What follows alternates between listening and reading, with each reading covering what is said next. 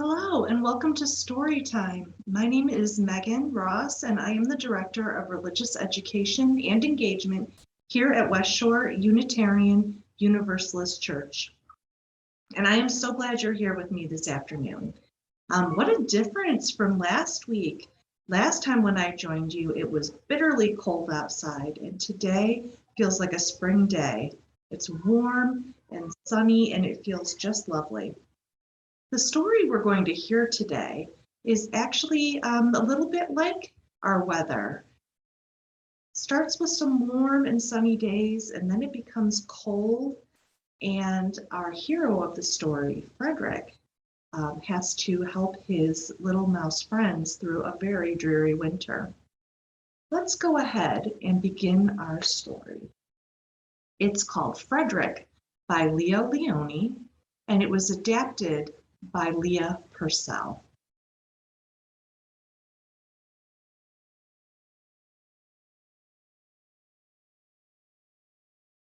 So let's look at our underlay here. I wonder what this could be. Maybe a beach, a field? I don't know. Maybe it's a place in the country. You know, there once was a meadow where cows grazed and the horses ran. And along that meadow was an old stone wall.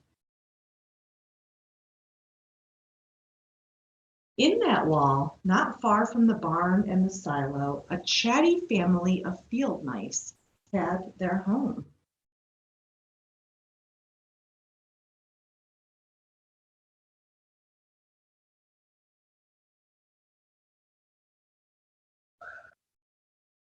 Since winter was not far off, the little mice began to gather food for winter. They worked and worked all day and all night. All of the mice except for Frederick.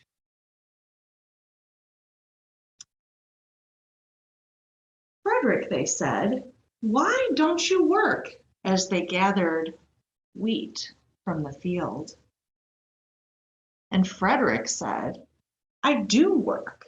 I gather sun rays for the cold, dark winter days.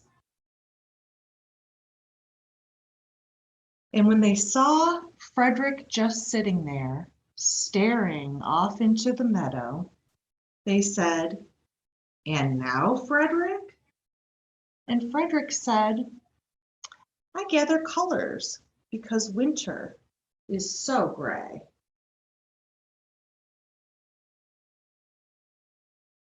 And the mice gathered acorns to get them through the cold winter.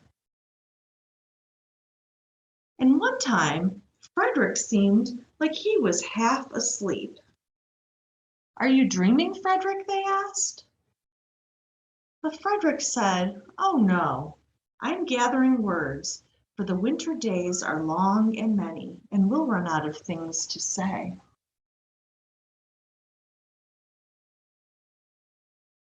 The winter days did come, and when the first snow fell, the 5 little mice took to their hideout in the stones.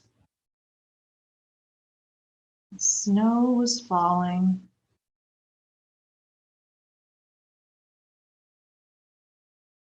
And the mice gathered by all of the food that they had collected. And in there, they were nice and safe and warm. And in the beginning, there was lots to eat. And the mice told stories of foolish foxes and silly cats. And they were a happy family. But little by little, by little, they had nibbled up the wheat and they nibbled up the berries.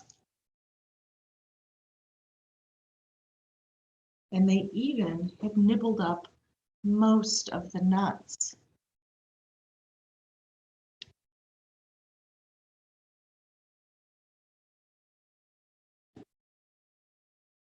The straw was gone, and the wheat was only a memory. It was cold in the wall, and nobody really felt like chatting. Then they remembered what Frederick had said about the sun rays and the colors and the words. The mice said, "Frederick, what about your supplies?" And Frederick said, "Close your eyes." And he climbed up high where he could talk to everyone. "Now I send you the rays of the sun," said Frederick. "Do you feel their gold glow?" And as Frederick spoke of the sun, the 4 little mice began to feel warmer. Was it Frederick's voice? Was it magic? "And how about the colors, Frederick?" the mice asked. And Frederick said, "Close your eyes again." Then he told them of the blue periwinkles and the red poppies and the yellow wheat and the green leaves of the berry bush. And the mice saw the colors as clearly as if they had been painted in a picture. "What about the words, Frederick?" And Frederick cleared his throat and waited a moment as if he was on a stage. And then he said, "Who scatters snowflakes? Who melts the ice? Who spoils the weather? Who makes it nice? Who grows the 4-leaf clovers in June? Who dims the daylight?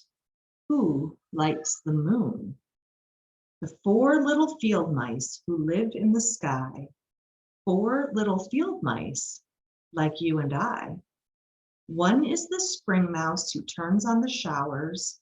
Then comes the summer who paints in the flowers. The fall mouse is next with walnuts and wheat, and winter is last with cold little feet.